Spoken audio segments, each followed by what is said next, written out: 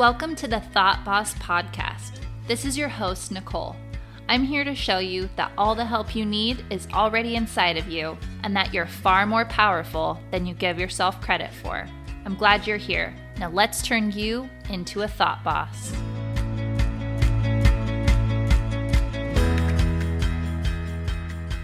Season 2, Episode 6, Setting Boundaries with Toxic People, Part 1. All right, so first of all, I just finished recording this podcast and I realized my microphone wasn't plugged in. So we have done all the checks. I have made sure my microphone is plugged in and ready to use, but it's kind of annoying. But luckily, the good thing is I actually write down all of my podcasts because I feel like I'm a better writer than I am a speaker. So it's all written down. I just am going to re-record it because it's going to sound a lot better. So I admit that this title is a little bit clickbaity because there's not really any such thing as a toxic person. It's just kind of a thing we made up, but everybody kind of knows what it means. So when we say a person is toxic, what we mean is maybe like they spew negativity, or they lie, or they judge, or they're so rude, or maybe beyond rude, sometimes just cruel and deliberately so. Also, a really big thing is that we will refer to somebody as toxic if they gaslight us. So for anyone not familiar with the term gaslighting, because I remember having to look it up at one point, if somebody gaslights you, it means that you say something, maybe share an experience or a problem, or bring something up that they did, or a memory that you have, and the person tells you that it never happened, that it wasn't a big deal, or that you're not remembering right, or that it was your fault, that you did something wrong. Essentially, they invalidate you. So gaslighting is especially traumatic for most people because we find it really infuriating when people lie, especially blatantly, just right to our face when we know that they know that they're lying, especially. It's really infuriating. Or when they don't acknowledge that we're hurting, especially when they're a parent or a friend or somebody who's a relative or somebody who's just older than you and that you felt like you could trust, but they won't acknowledge that you're hurting or that they cause pain. So it's just part of our natural, normal human desires to be understood. And for somebody to say, I get you, like this is a huge desire that we have, is to not feel alone and for people to acknowledge when we're in pain. It makes us feel like it's okay for us to feel pain or like it wasn't okay for that thing to happen.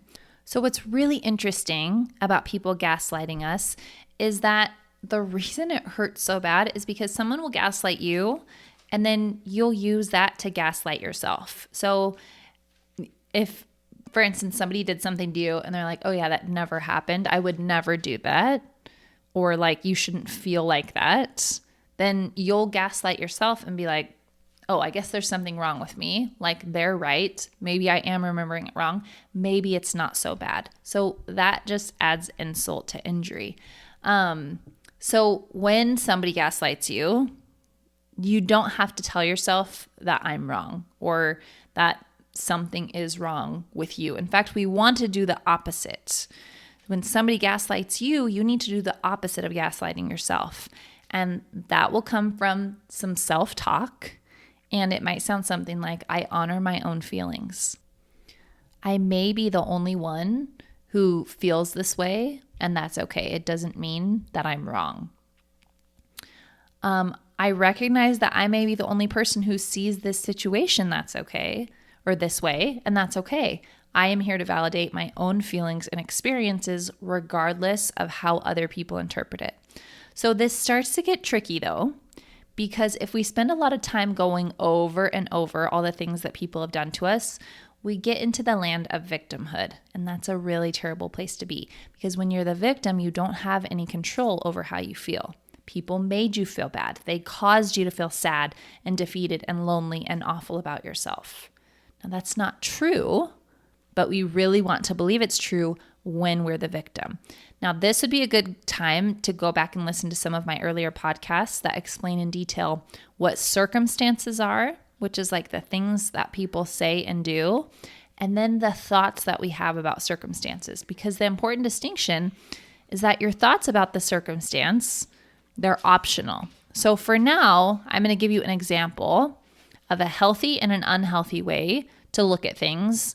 And first, I'm actually going to do the unhealthy one. Okay, so if you were telling your friend about an experience in your childhood, you might say something like, my mom was so mean to me growing up. She would tell me that I was ugly and I needed to fix my nose. She would lock me out of the house sometimes if I was late and not open the door until morning. She was the worst mom, and because of her, I have trust issues and I struggle with my self-esteem. Now, this analysis is 100% in victim mode, and you would probably feel really justified in thinking that you struggle with self-esteem now because of your mom. And your friend might say something like, oh my gosh, I can't believe you went through that. She's so awful. And you would tell her how your mom has never acknowledged what she did, and you'll hold it against her and you won't trust her. And your friend is going to tell you, oh yeah, of course, like I would never trust her. I wouldn't even spend time with her. And this will feel really good in the moment to you. But it still leaves you with a problem that you can't solve because you believe that the problem was created by something that somebody else did. Now, my job as your life coach is not to validate your story. I will validate your feelings. I will recognize you're in pain, you're hurting. I will listen to all of the things. But if I let you stay in victim land, it takes away your power. You can't change anything from that place. So here's that conversation, but from a healthier perspective, something that maybe you would have been able to grow into. It's okay if the first conversation is you or was you, but this is another version of it, which, by the way, is not based on my own experience or any other particular person's. It's just something I kind of made up. So when I was young, my mom would say things like, you're so ugly, you need a nose job. And when I was late for my curfew, she would lock the door and I would have to sleep outside until morning. I felt so alone and misunderstood. I don't know why she was like that, but I don't think it's appropriate to do the things that she did. I know her behavior is based on her own insecurities and weaknesses. So when I'm a parent, my childhood will inform me, and I think that I'll make better choices. I trust myself to make better choices. I used to believe that I was really ugly, and I know that's because I trusted my mom. I believed the lies that she would tell me, but it simply doesn't matter what she thinks anymore. I'm not going to try to guess why she did those things. It's none of my business. All I know is I won't put myself in that position to allow that kind of abuse ever again. I know who I am. Regardless of how my mom treated me or what happened in my childhood, I know that her issues are not my fault. Do you see the difference between these two conversations? One is about staying stuck in the version of you that was created as a child. Nobody can blame you for believing your mom. We get it. As kids, your parents are supposed to be the people that you trust because that's all that you have. And your child brain isn't developed enough to notice that our parents have issues. And we also don't have enough experience with other people's parents, with TV, with movies, to know if something is seriously wrong in our own home or our own childhood. So what ends up happening is we'll blame ourselves if they blamed us. And we believe everything that they tell us about them, about us, about our circumstances, no matter how hurtful or damaging it might be, because you don't have that kind of a filter as a kid. But as an adult, it's completely optional to stay there. There is no reason to hold on to beliefs that you developed as a kid just because you've had them for a long time. Now is the time to grow out of it. You're capable and you have permission to see things in a different way and to acknowledge that the way other people treated you is based on who they are and what they experienced and not who you really are. They may have never grown up and grown out of that really unhealthy place. In fact, a lot of people who gaslight were gaslighted themselves. This is not an excuse. This is just perspective. And sometimes that's not the case at all. But it's none of your business why they did the thing that they did or said the thing that they said. The only thing that's your business is how you're going to respond to it right now. You're allowed to change what you think right now. Now, there's nothing wrong with you if you've been in victim mode maybe your entire life. That's your default. That's my default. Our brain just believes that everything is happening to us and that it's the fault of our environment that we are the way that we are and that we have the things that we have and feel the way that we feel. The truth is that your world is actually created by the thoughts that you choose to think every day, the things that you think about yourself and your spouse and your family and your home and your town. All of those things, your experience of your life is created by the things that you believe.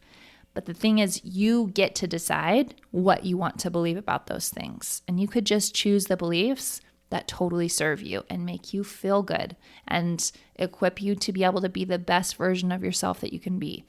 So you might want to notice some of the beliefs that you have that are just kind of floating around in your brain that pop up every once in a while, or maybe they pop up all the time. So some of mine that still pop up but don't feel as heavy because I choose not to believe them anymore, but they're still there as like the ghosts of my insecurities. Things like I'm messy, I'm irresponsible, I'm not very tough, I'm unorganized, I'm unwanted, I'm unloved, I have to earn the love of other people, I don't need anyone, and I can't trust anyone. Everyone will always let me down. Now, those things don't sting quite as much as they used to. They're more like faint ghosts compared to the very concrete structures that they used to be. So it takes a little while, sometimes, not that long, to get to a place where you're not believing the things that people have told you your whole entire life. It takes practice, thinking over and over again the things that you want to believe about yourself. I do this work every day, and I would love to help you ditch your past self in victimhood and step into the version of you that knows who you are, that trusts yourself, and that no longer allows people to treat you the way that they have, because you're worth it. And you're valuable and you're beautiful and you're so lovable that I wish I could give you a big hug right now. In fact, I wish we could just have a conversation in my living room on my couch in front of the fire with big cuddly blankets and hot chocolate and just hug each other. And I just want you to know in this moment that it's okay if you're hurt because of things that people did to you in the past, but it doesn't mean anything about you. It doesn't mean that you deserved it. It doesn't mean that you're not worthy of love. I don't know what it means, but it doesn't mean that.